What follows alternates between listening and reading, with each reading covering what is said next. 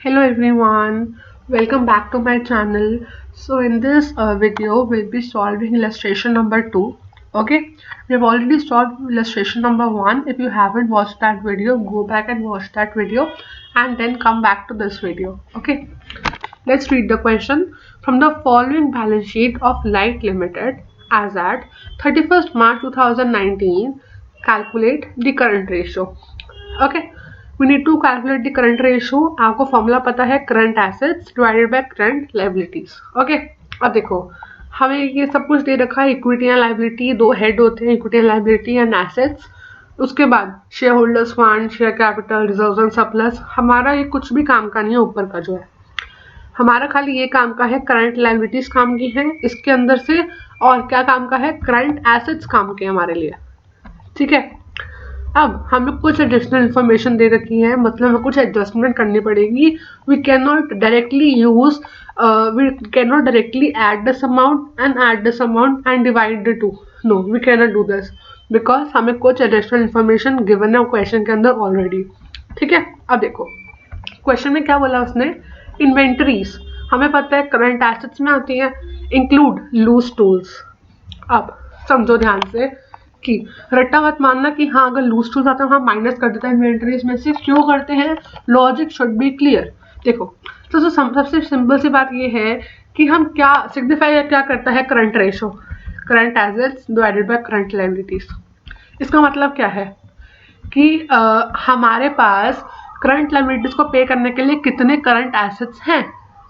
ठीक है, अब इन्वेंट्रीज को आप सेल कर सकते हो और करंट लायबिलिटीज को पे कर सकते हो. ऑब्वियसली यही करते हैं, इन्वेंट्रीज को सेल करते हैं, जो भी अमाउंट आता है उससे हम पे कर सकते हैं करंट लायबिलिटीज को.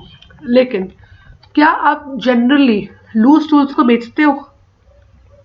लूज टूल्स आपको आपकी इन्वेंट्रीज का पार्ट होती हैं, लेकिन you do not sell this.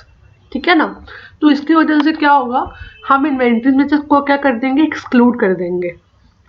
मतलब कि जो टोटल हमें दे रखी है इन्वेंटरी 4 लाख रुपए की, उसमें से हम 1,50,000 को माइनस कर देंगे और जो बची हुई इन्वेंट्रीज होंगी खाली उसको ही पार्ट बनाएंगे अपने करंट एसेट्स का. ठीक है, I hope this is clear. Second, other current assets में प्रीपेड एक्सपेंसेस हैं, वो तो आते हैं जनरली. करंट एसेट्स का पार्ट बनते हैं प्रीपेड एक्सपेंसेस, क्योंकि वो क्या है, एक्सपेंसेस पेड इन एडवांस. मतलब लाइबिलिटी जो हमने पहले पे कर दी है वो क्या है, प्रीपेड एक्सपेंसेस हैं.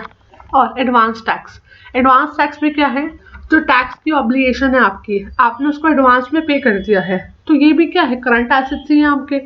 ठीक है, तो देखो अब हमारे पास करंट एसेट्स भी है, करंट लाइबिलिटीज भी हैं. सिंपली इसको फॉर्मूला में पुट करेंगे एंड क्वेश्चन सॉल्व करेंगे. देखो ये होता है स्टैंडर्ड फॉर्मेट क्वेश्चन सॉल्व करने का. Current ratio equal to current assets divided by current liabilities. हर क्वेश्चन में you need to mention the formula, कि अगर बाय चांस क्वेश्चन का सोल्यूशन गलत होता है you can still get half marks I believe in order to write the formula. ठीक है, लेकिन still try your level best कि हाँ आपको सारे फॉर्मूलाज विद लॉजिक क्लियर हो. ओके, मैंने लिख दिया current ratio equal to current assets divided by current liabilities. ठीक है, अब हियर करंट एसेट्स क्या क्या है, inventories excluding loose tools.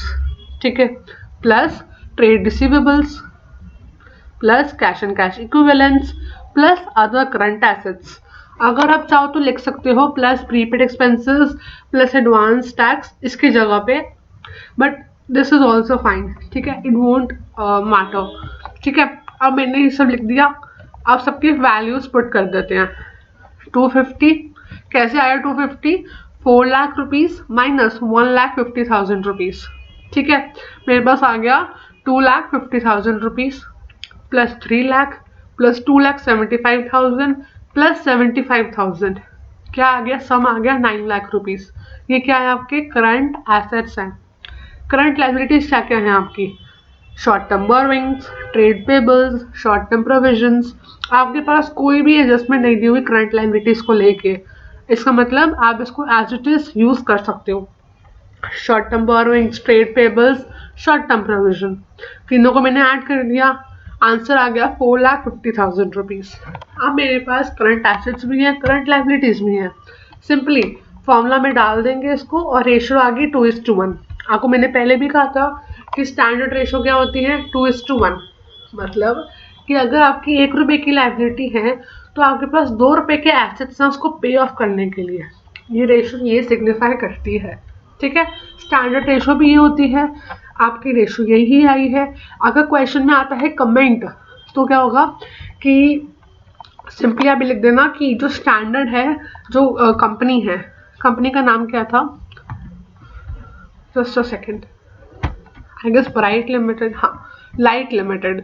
Light Limited क्या करती है, मीट करती है इंडस्ट्री के स्टैंडर्ड को, और उन दोनों की जो रेशो है, इंडस्ट्री की जो स्टैंडर्ड रेशो होती है और जो इसकी रेशो है वो दोनों मैच करती है, ठीक है। It means that company has sufficient assets to pay off its liabilities. Simple.